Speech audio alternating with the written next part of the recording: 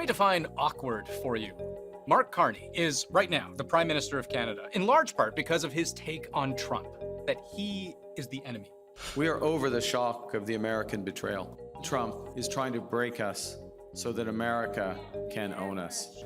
Our old relationship, based on steadily increasing integration, is over. But here's the awkward part. It was the one that hated Trump, I think the least of that one. That same Mark Carney will now confront the man he has been vilifying. Today, we mentioned Mark Carney leaves for Washington, that meeting tomorrow in the White House. But this is politics, where a man can walk right into the Oval Office, having told millions of his supporters of American betrayal. He can look that other man who refuses to stop threatening Canada with annexation dead in the eye, and it all might go very, very smoothly. Or it might not. We don't know. We are very intentionally recording this before the meeting takes place, because while the meeting is expected to be substantive, like, you know, this isn't just some 20-minute handshake photo op. Both sides are bringing teams of people to talk. For the cameras, there will still be posturing and window dressing and maybe even theatrics layered on top. Do not expect white smoke out of that meeting. I'm not sure what he wants to see me about, but I guess he wants to make a deal. So our goal is to detach from that and instead to give you a broad sense of what the two sides actually have to discuss. Awkwardness aside. Our focus will be on both immediate trade pressures and the broader future economic and security relationship between our two sovereign nations. Trade pressures is a very understated way of referring to an absolutely dizzying array of tariffs Trump has, by executive order, imposed on Canadian goods entering the country. 25% on Canadian steel and aluminum, 25% on Canadian cars, 25% on anything, in fact, not covered by the existing free trade deal, plus 10% on critical minerals, energy, and potash. Then you have Canada retaliating with tariffs on $30 billion worth of American goods, plus another set of tariffs on another $30 billion worth of goods, which includes U.S. steel and aluminum, and then countervailing tariffs on certain American cars. And these don't include all the times tariffs were threatened but then paused. Today, we're moving forward with a 25% surcharge on electricity exports. The U.S. Customs Agency now says parts covered by North American free trade rules will be exempted. But here's where things get tricky if you're thinking about how precarious talks will be, because Trump's position is built on a claim he has never backed up. We're spending hundreds of billions a year to take care of Canada. We lose in trade deficits. Why are we supporting a country $200 billion plus a year? Nobody knows where that number comes from because it doesn't match any number anyone has on record. The actual U.S. trade deficit with Canada, nowhere near the $200 billion figure cited so often by Trump. It was just over $63 billion U.S. last year. Now, it's widely believed Trump's $200 billion figure is more notional than anything else, an informal accounting of the many ways the U.S. supports Canada militarily and in matters of defense, for example. So, okay, add it to the pile of numbers Donald Trump has ever offered without any evidentiary backing. Since I came in, gasoline is down, groceries are down, egg prices are down, many things are down, just about everything. Eggs are down 87%. Cambodia, oh, look at Cambodia, 97%. We're subsidizing Canada to the tune of over $100 billion a year. And $200 billion a year, going up to 400%. But if you're Mark Carney and you're trying to settle what is essentially a giant math problem, except the numbers themselves are at best hazy and at worst arbitrary, that's not an easy conversation to have. I think the expectations of this meeting need to be, frankly, kind of low, because we're not even talking about the same things. So figuring out what the box that we're going to be talking within is, I think that's job number one. And there's an even bigger picture here.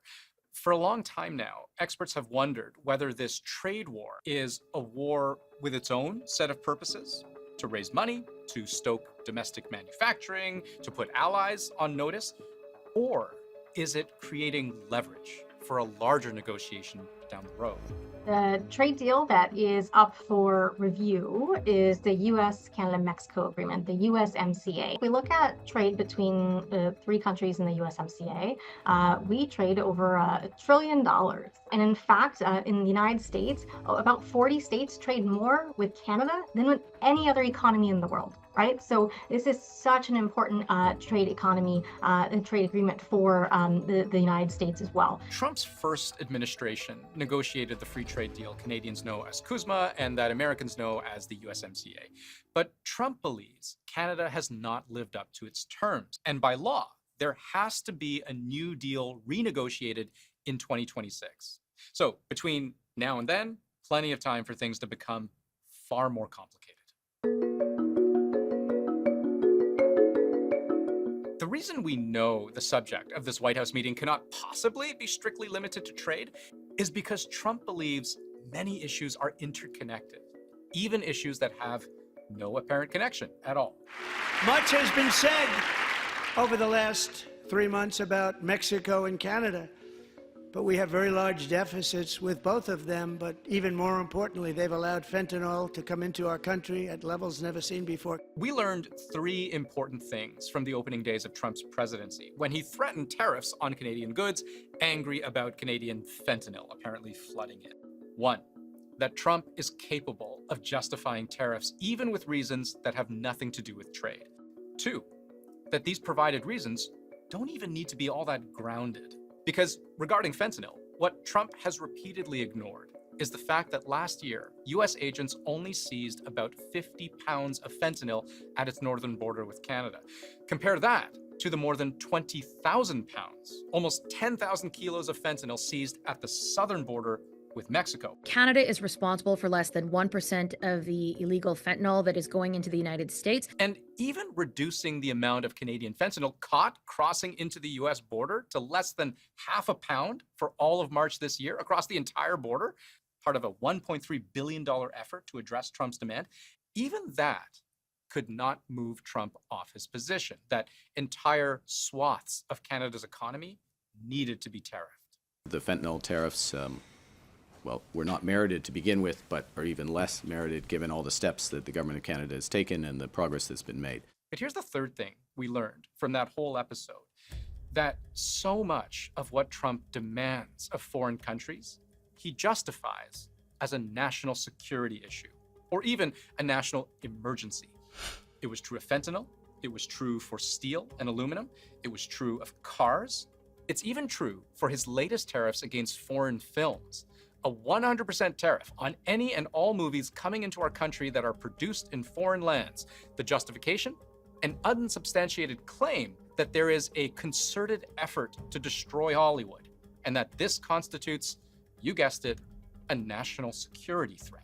The main reason he's calling these out as security issues is by doing so, it gives him the power to control the tariffs that he's using to try to fight this trade war. President Trump doesn't want to go through the traditional processes. He doesn't want to follow basic norms. He doesn't want to go through Congress, which actually has the authority to regulate trade with foreign countries. And so what we're seeing is a very ad hoc approach. So Mark Carney may walk into this meeting with Donald Trump expecting to stay focused on 2 big issues. Our focus will be on both immediate trade pressures and the broader future economic and security relationship between our 2 sovereign nations.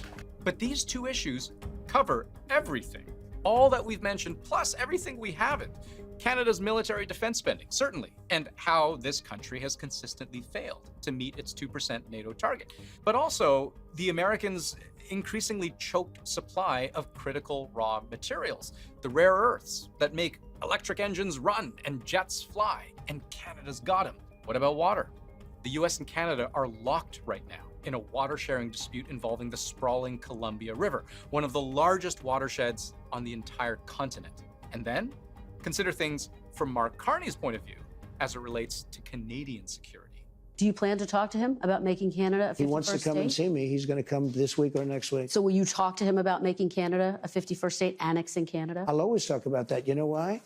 We subsidize Canada to the tune of $200 billion a year. If he can push back on the notion of the 51st state without letting the conversation get too bogged down in it and by it and revert it back to the issues of trade that are the reasons he's here to talk about, then I think that's going to come out as a win for Carney. If he gets bogged down in fighting with him about, whether it's an insult or why it's an insult and why it matters to Canadians, then that's how you can see those meetings turn into a sort of shouting match, and he doesn't want that. It's going to be extremely risky for the Prime Minister in this encounter. Extremely risky. If it goes off the rails, it could be very, very bad. I've heard experts refer to step one of any relationship between Carney and Trump as a level setting, establishing a baseline. Are we working from the same set of facts?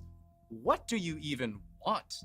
Figuring out what we're talking about, simple as that might sound, is the most important thing that can be done in this meeting and that can be accomplished coming out of it. If Mark Carney can walk out of the White House saying we have agreed on the parameters of this conversation, that it's about a trade deficit and these are the numbers we're all going to use going forward, that's a net win right there. But what happens over the course of this week will set the tone of a relationship that could last years. And it's worth noting, for everything we could say about potential policy areas of conflict and cooperation, this is also a president who values personal chemistry more than most others. If Carney is going to avoid a trade war, that's the starting point from which all other things will flow.